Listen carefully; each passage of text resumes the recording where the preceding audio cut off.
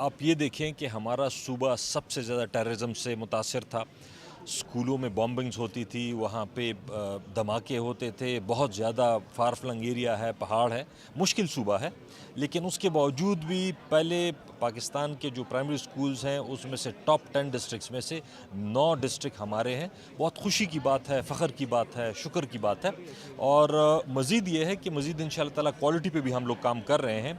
Basic चीज़ें पूरी हो गई हैं। अभी साल 2 साल से हमने क्वालिटी पे काम करना शुरू किया है।